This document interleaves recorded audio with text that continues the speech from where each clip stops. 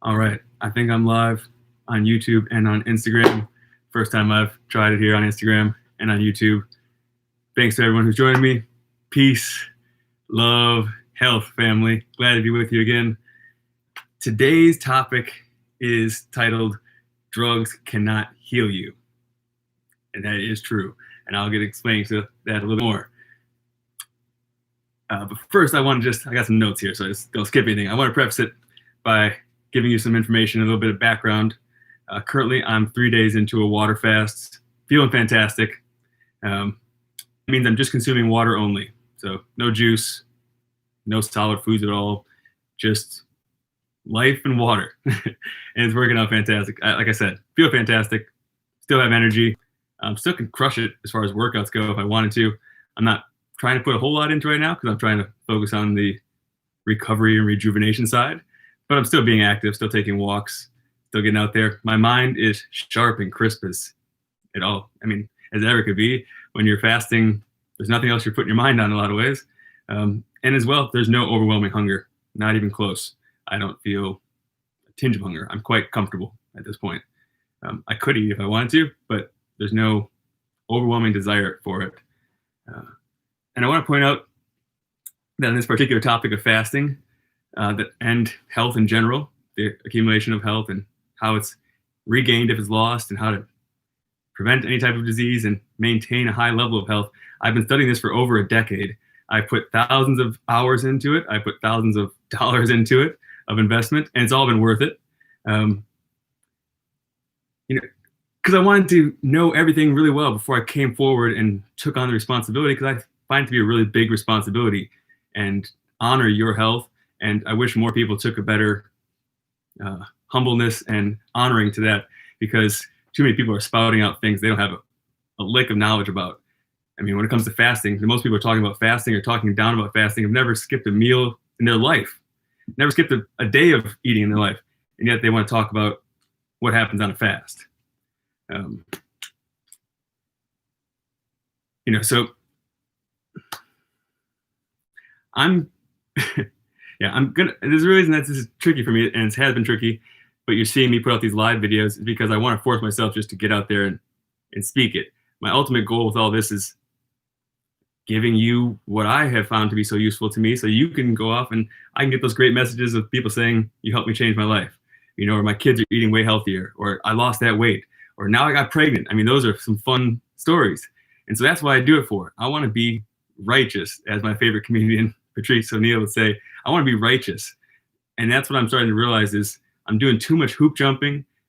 I'm towing too many lines just so I don't get marked. I mean, some of my YouTube videos I got a mark on my channel because I was making videos about COVID, honest, using scientific research and earnest investigation. And yet apparently that was a bad thing to do. And in medical school, I've been shut off entirely from speaking to the class, or at least I'm not supposed to conduct any type of classes, because the things I was teaching were apparently too controversial, even though I towed my line using medical research and their own citations to show that there's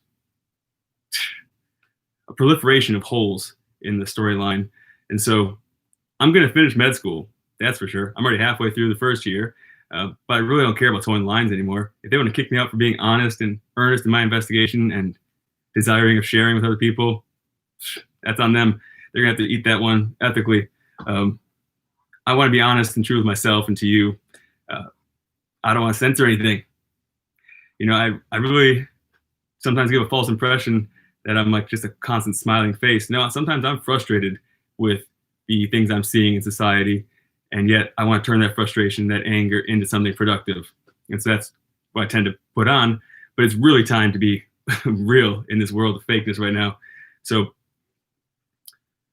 I'm not going to be perfect. I never profess to be perfect. I don't profess to know everything. Many men know many things. No man knows everything. I'm in that category. I don't know everything, but I got to put my foot forward and speak out what I know here. And I hope you appreciate it. It is somewhat of a risk, because unfortunately the school has given me a warning that they're watching me even on my social media channels. I don't know why. That's my own prerogative, but I want to ask you this question to start off this topic. So thank you for that introduction. Who are you listening to? Who are you taking advice from when it comes to health? Is it the US government? Is it the CDC? Is it the World Health Organization? Is it your doctor down the street? Is it your mom? Is it your neighbor, coworker? Who are you listening to? And the second question is, are they getting the results you want? Are they really getting the results that deserve being listened to? Because as I mentioned with fasting, most people who talk about fasting, and this happened at the medical school, they don't know anything about fasting. They haven't fasted themselves, and they certainly haven't been at a retreat or at a fasting center supervising people and watching the recoveries happen.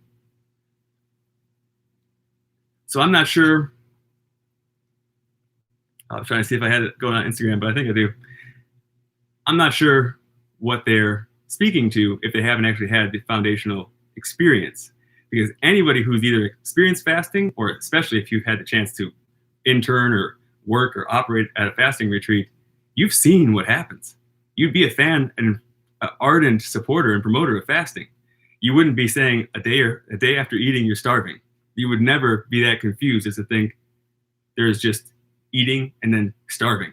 There's a period where the body is designed to handle missing food.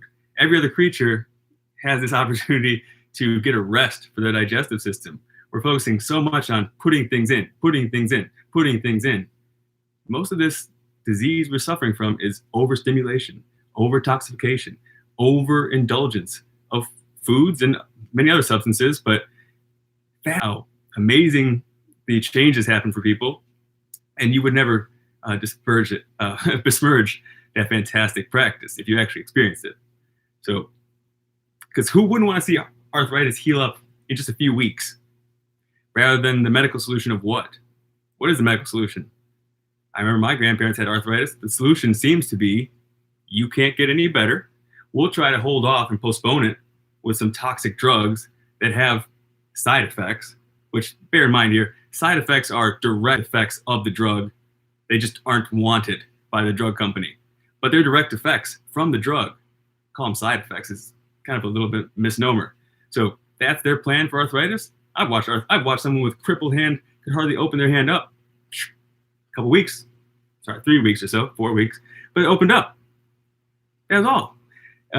What about, I personally, when I had acne as a teenager, if you would have given me rid of it in a couple weeks, I would have taken that solution rather than the Accutane and the steroids that didn't work. So what would you want? Would you want your acne or your psoriasis or your eczema clearing up in just a few weeks of you resting and recovering and regaining mental clarity, regaining vigor and joy for life? That's the path? Or would you rather, as I mentioned, try the unknown medical solution, because they don't have a solution for acne. They don't have a solution for psoriasis. They don't have a solution for eczema.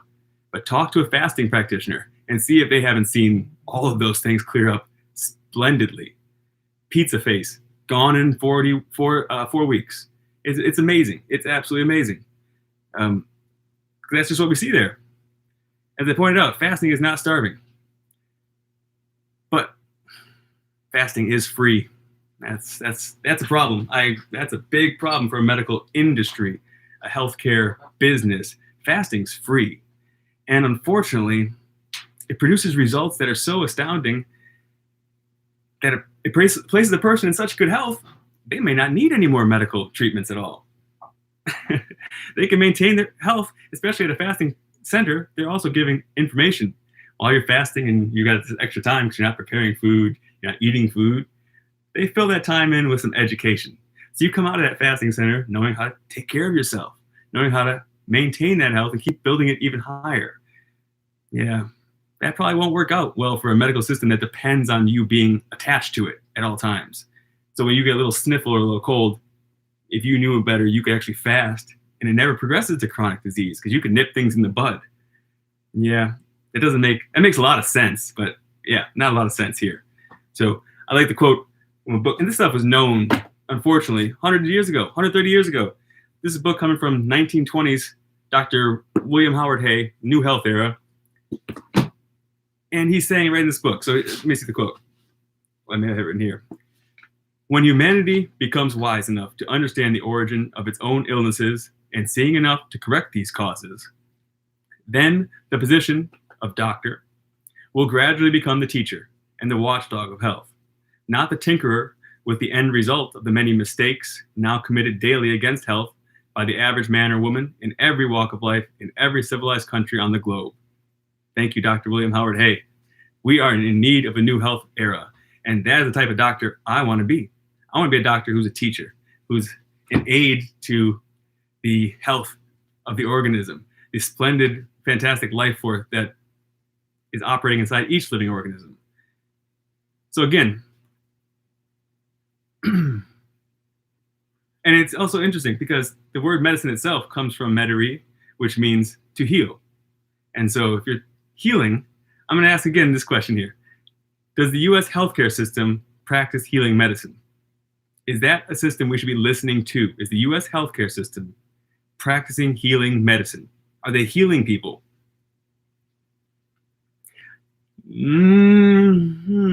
Look at the numbers. Look at the numbers for yourself. How about obesity? How about heart disease, diabetes, cancer? Are they going up or down? Yeah, way up. How about allergies?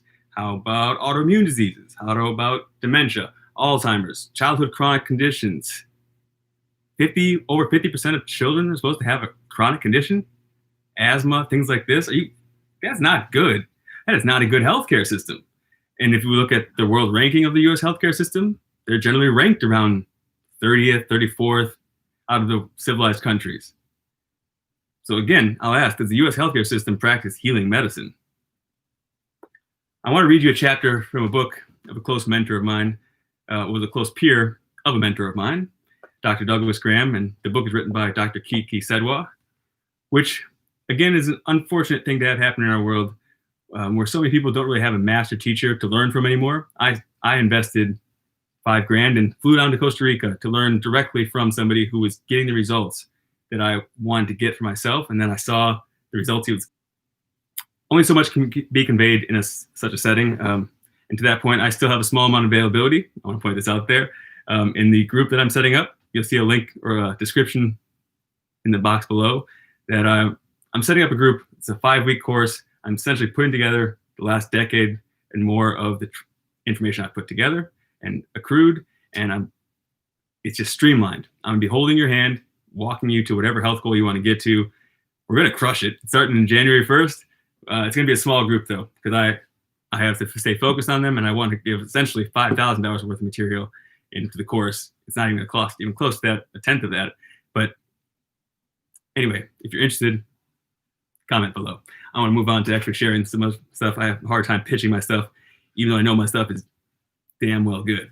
I don't cuss often, but I need to be a little bit more forthright in putting that out there because I mentioned pregnancy. I've helped people become pregnant who couldn't get pregnant. I've helped people reduce that weight. I've helped families get healthy and eat it as a holistic unit of eating healthfully, all the children as well. I've helped so many that I've got to be a little more confident in putting out there that I'd be happy to help you if you want it. So let's get on, though, to this fantastic book and this chapter from Dr. Kiki Sedwa, which is called Drugs Cannot Heal You. And I don't know if this gives me some, I'll comment a little bit on different parts of it, but I'm going to read you some key points in this. I declare, as my conscientious conviction, founded on long experience and reflection, that if there was not a single physician, surgeon, man midwife, which is the man form of midwife, chemist, apothecary, druggist, or drug on the face of the earth, there would be less sickness and less mortality than now prevail. That was shared by Dr. Jax Johnson, which is a medical doctor and editor of the Medical Surgical Review. And so drugs are defined as anything as a substance, mineral, vegetable, or animal other than foodstuffs that produces a change within the living structures of the organism. But in accepting this definition, we have to be clear that it's not the drug that does the action upon the body. The body takes action upon the drug. The body tries to expel the drug to, as it quote, metabolize the drug. The body will try to make use of it, but it surely finds out it can't really do it, so trying to get rid of it. That's the body's action. All action is the body, not the outside inert substance. We could talk about that on the topic of viruses as well, but when it comes to drugs, the body does the action on the drug. And so the history of drugs essentially is people experimenting with things. They see something come up, some symptoms, and they experiment with a variety of various things in the nature and around them. And you see, hence we've got a pharmacopoeia of 1 million cures for the common cold, and yet seemingly none of them work across the board. So Dr. John Cowan, a medical doctor as well, an enlightened medical doctor, admitted this when he wrote, "Drugs, no matter in what form, under what conditions, in what quantity, under what name, patented or otherwise, have been, are, and will continue to be, in proportion to their use, a great and positive curse to God's human family. This great and almost universal delusion, namely that by taking the taking of drugs or patent medicines, a sick person can be restored to health, is shown in all its absurdity in the supposition that what will make a well person sick will make a sick person well." You catch that? So if we give the drugs to a sick person, it's supposed to make them well. But if I give the same drug to a healthy person, we know it makes them sick, which is the real action of the drug. This is a great fallacy, as is sadly shown by millions that have passed off from the Earth's surface before half their days were spent. Since the creation of the world, or since the days of Hippocrates, if you will, drugs never have cured one single person having a disease of any nature. When it is asserted that they have done so, it will be found upon closer examination and argument that the person has recovered comparative health in spite of drugs and not through their influence. So hygienists, natural hygienists, osteopaths contend that healing is a biological process. It's already happening at all times within the body. Cut your hand. See what happens. Did you heal it, or is the body already working to do it? And you'll see that it's not an art, particularly from the outside. The art would be figuring out the circumstances, the environment, the substances, the forces, the influences, the conditions.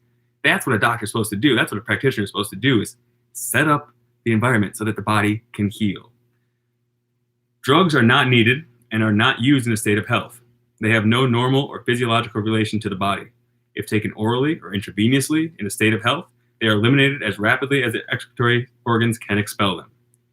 Neither are they needed in a state of disease, and are also eliminated as rapidly as a sick organism can expel them. The relation of a poison to the body does not become changed or altered because the body is sick. Catch that, right? Because the nature of the drug on the body does not change just because the person's sick. A drug loses none of its toxicity because the body is sick. It actually prolongs the disease because the organism recognizes the nature of the drug and immediately begins the process of eliminating the drug as fast as possible. And in doing this, the disease for which it was taken seems to be better because the symptoms are temporarily alleviated. We've diverted the body's attention. There's only so much energy. To tie back into fasting, as I'm going through right now, there's only so much energy to use within the body. It's a finite thing. That's the game of the material world. It's finite. And so if my body is using energy to break down food and to rebuild it into the human body, that's two processes going on: breaking down food and then also rebuilding. Well, when you're not taking in food, all that energy system and all the energy usage that was being used by those organ systems can now be diverted to other things. So the organs that would have been secreting the digestive juices, those organs can rest, and that energy can be allocated to other areas. Hence, my body can eliminate toxicities in other areas that it would never have a chance to catch up on. And as it relates to the drug issue, if you put in a toxic substance when you're already trying to eliminate something, your body's already in a mode of healing, a healing crisis, or people say it's a matter of eliminating, well, you've stopped that eliminating. You've stopped that healing process because the body has now been diverted to working on that toxic drug. The organism cannot do two things at once and do them equally well. An emergency has arisen, and it has to forget the lesser toxic state load, and often more and varied symptoms than the original are manifested so that the cure becomes worse than the disease. This causes the disease process to be unnecessarily prolonged, and if the patient is very weak, it may prevent him from ever recovering. The energy of the patient should be used in getting well and should not be wasted in fighting drugs. Even orthodox physicians are beginning to pay lip service to this well-established fact. John Trowan, under the heading, doctor here, said, "Doctors called too fast with pen and needle," in which he quotes some revealing statements made by Just Mirlo, a medical doctor and psychiatrist at Columbia University.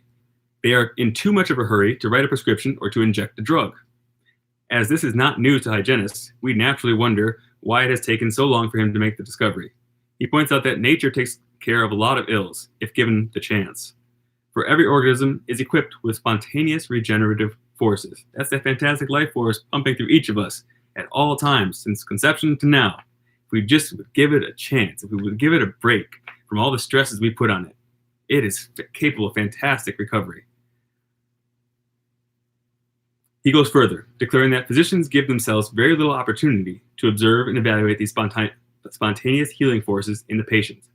That is true. I mean, the doctors don't see fasting. They don't get to see that. He adds that instead physicians are over anxious to do something and to intervene with processes we know little about. Talk about that when it comes to the mind and so many other elements of the body. We are neophytes still. Even in the medical world, we are still very much neophytes. Ask someone to explain what a balanced brain chemistry is. Ask your doctor. We don't have a clue what we're doing, but we're messing with these things rather than just relying on this fantastic intelligence that already is giving force to this thing. He adds that instead physicians, this is an indictment as bad as that given by Sir William Osler, another medical doctor, a famed medical doctor. We put medicines of which we know little in bodies of which we know even less. Let's repeat that, Dr. Osler. We put medicines of which we know very little in bodies of which we know even less.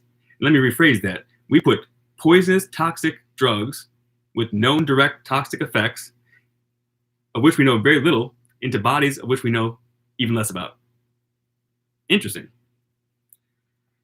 So again, hygienists and osteopaths have always maintained that if natural hygiene and osteopathy had to oppose every drug therapy purely on its intrinsic value in recovery from disease, its task would be relatively easy. But there's another driving force behind the production of drug remedies, which adds a further important dimension to the matter. A headline in the medical news, January 26, 1968, "Drugs Give Top Profits," reminds us of its fact.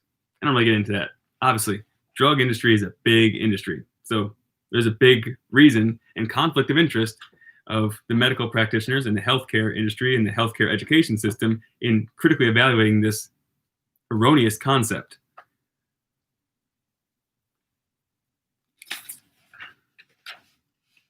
Let's go on here. But while drugs have no power to cure, they do possess the power to destroy. This is the point that so few know anything about. When people take cathartics and laxatives, they do not realize how much damage they do to the membranes of the bowel. They may be sugar or chocolate coated and deceive the palate, but their irritation will exact a toll later on. The constant irritation which they induce will often produce congestion, inflammation, and finally morbid changes in the membranes. Then sufferers who are told they have colitis, proctitis, appendicitis, hemorrhoids, or some other complaint will never think that the so-called simple remedies are to blame. Another result of taking such thing is that other organs like the kidneys and the livers may be directly affected. The irritating substances set up the inflammatory processes there and in various other organs as well. And the first stage may be the onset of some serious chronic disease. One could go on citing drug after drug as far as their erroneous concepts and the dangerous actions they perform or results they result in, but we hope to show such procedures used in simple and serious illnesses have ultimately a devastating effect upon the whole body. If we object to this method of treating disease, what alternatives or substitutes have we to offer for recovery of health? If we understand the basic principles of osteopathy or natural hygiene, we know that abolition, not substitution, is required. Abolition, yes. So we got to get rid of something, the cause, not substituting in something else to try to remove, and not actually, we never actually remove the cause in the medical world. Those are not paid attention to, but we inject another toxic substance. It's a very odd concept. We know that every living organism is endowed by nature with the inherent power to heal. And again, for anyone who's religious or spiritual, please start taking note of this, because I don't know what's happening in this world as far as people being so materialistic and so missing of the missing of the divine aspects and the more ephemeral aspects to being human. It's even verified and ratified within the mainstream medical science of quantum physics, as it were. I don't know why I said mainstream medical science, but mainstream science of quantum physics, where all is energy, all is vibration. So there's a deeper level to all this, and stemming from that deeper level comes this fantastic intelligence of organization. Trillions of cells being operated at the same time, producing fantastic health. Come on, that is That's supreme intelligence. And so we know that every living organism is endowed with this intelligence. If we use our capacity to understand and leave nature intelligently alone to do its job, instead of spending our time searching for new remedies and cures, the foundation upon which drug experiment is built would be quickly swept away. We should realize that most of the symptoms and bodily conditions for which drugs are ordinarily prescribed are evidence of curative or self-cleansing efforts of the human system, and that if we administer drugs, we are actually laying the foundation of disease by checking or obstructing the regenerative forces of nature. Again, the symptoms that our body produces, when you have a cold, or you have a breakout, or you have even a cyst or something, these are the body's actual attempts to defend itself from a highly toxic state within the body and kick off some of that toxicity. It got behind in elimination, generally from overstimulation, overstressing, and then it's trying to make up for it with an exaggerated effort. We see this in children. They can do it fantastically fast, put out a fever, put out a rash, and that's a quick, vital way of clearing the house, keeping things clean, not lowering the level of homeostasis, but keeping it up high, keeping the vigor up high. So, far from encouraging healing to take place, drugs are inherently inimical to the welfare of the body. A poison is a poison, qualitatively and not quantitatively. A poison is a poison. A poison is a poison, not just because of the anything which cannot be classified as food and utilized by the living body for its welfare can be classified as a poison. Drugs cannot be utilized and incorporated into living structure as flesh and blood, like an apple or nuts or lettuce. Hence, those things belong in the classification of poison. It is an irony that perhaps the best commentary on drugs in orthodox medicine should come from an experienced medical practitioner. Get ready for this quote. Dr. Ulrich Williams, again a medical doctor, all these quotes were medical doctors, the original radio doctor of New Zealand. Medical science is not healing disease. Do we ever see cancer, tuberculosis, eczema, anemia, paralysis, goiter, osteomyelitis, epilepsy, asthma, neurosis, insanity, or even the common cold healed by medical science? We do not. Medical so-called science is nothing but an arduous way of converting acute illness into chronic disease. Now that sounds lucrative. No one has ever cured of cancer by surgery, and nobody ever will. Though victims climb over each other for the privilege of being exterminated by one hospital matron described as the senseless butchery, which one hospital matron described as the senseless butchery that goes on in our operating theaters. Radium, x-rays, drugs, and surgery are nothing but clumsy, illogical, expensive. Do not see the medical science curing these things or healing even the common cold. Certainly not epilepsy, tuberculosis, anemia, eczema, cancer, paralysis, asthma, arthritis. And I gotta end with saying we do see that happening in the other world, though. In the natural healing world, in the fasting world, in the true osteopathic world, we see that happening. I wholly empathize with A.T. Still, Dr. Andrew Still, who started up osteopathic schools and resisted quite ardently the attachment of osteopathy to medicine because he wanted no part of the allopathic medicine. He is quoted many times over in stating the ridiculousness and the uselessness of drugs. And yet somehow in osteopathic schools today, at least in the school I'm at, I don't know about all the osteopathic schools, but this is not given the credit it needs to be given. A.T. Still was a very spiritual man coming out of his own Christian religion as his own family, and then working with the Shawnee Native population, developed an even deeper sense of spirituality that went beyond his own Christian and expanded to all. And so I'm confused that people aren't reading the source material on this stuff or actually going to the people who are actually getting the results you want. Again, I'll end this with asking the question, who are you listening to? I hope they're getting the results you want because, again, the U.S. healthcare system does not seem to be getting the results they're supposed to be getting. So, I see I got questions coming like crazy. I didn't even... Thank you, family, for being a part of this. I was not looking there. I'm going to take a look over here and see if I can address some of them. I feel like I don't even want to eat more because we have amazing quality fruits and vegetables. I'm learning to be patient with my body. Want to learn my body. Yeah, it's great, Divine. Make sure you're taking care of your body and learn. I do yoga in a fasting state and also go running. My performance and metabolism is better with a vegan diet and fasting. True enough. I'll do more videos about fasting, but it's been well proven. I mean, there's weightlifting records set on fasting. People are still running fasting. You can do quite a bit. The body has a tremendous amount of reserves because it's intelligent. It knows that there might be a time where there's no fruit on the trees. It's early spring and there's nothing available. You might have to go a month without eating. So the body's not designed to waste away. It takes away the most useless parts, the most toxic parts. Those are dispelled of first. It's trying to raise the homeostasis. It's trying to clean house, making you more capable of, for instance, your senses become so, and anyone who's fasted knows your senses become quite attuned. You can smell a cucumber and cut across the room. That would help if you're trying to find food. So all these things, the body's becoming primed for better health, for better survival, and this is a built-in function.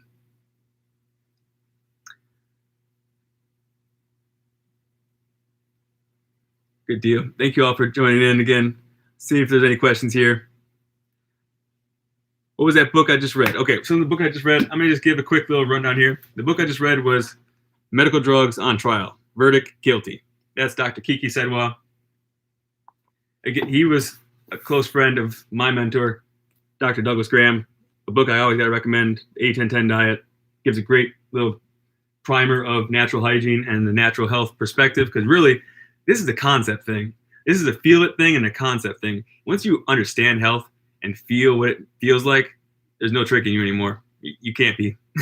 And you actually know, what's that term? What's that saying?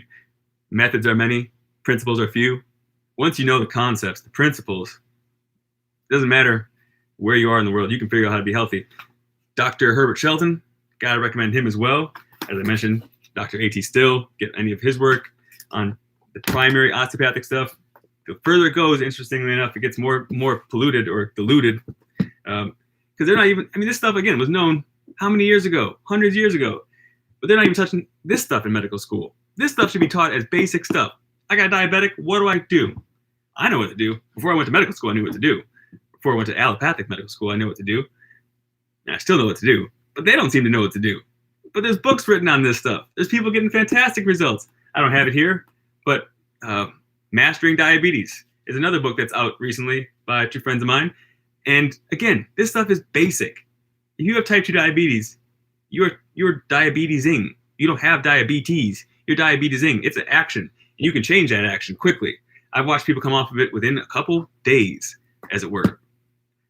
4, 5, 6 days, 2 weeks, you're definitely done with type 2 diabetes, unless you've completely damaged your system. But I haven't yet seen that. And A New Health Era from Dr. William Howard Hay. Kind of a hard find. This is a rare book. It's, at least this version of it, this is 100 years old. So I encourage you to do your own research. Reading is essential. Leaders read, and leaders are readers. That's the saying. Anyway, I'm not trying to put myself on any pedestal. Again, as I started at the beginning of this video, I just want to be righteous. I just want to go to bed with a smile on my face, knowing I did the right thing. And the right thing's subjective. Just, I did what I felt needed to be done, and I did it with integrity, and I can lie down for my final sleep when it called death in that same state. And I want to wake up in the morning feeling invigorated, knowing I'm putting forth my best foot and that I'm helping people. So thank you for all your love. Thank you for the feedback you give me. I really appreciate that. And until the next video, until the next time, family, more love, more peace, more health.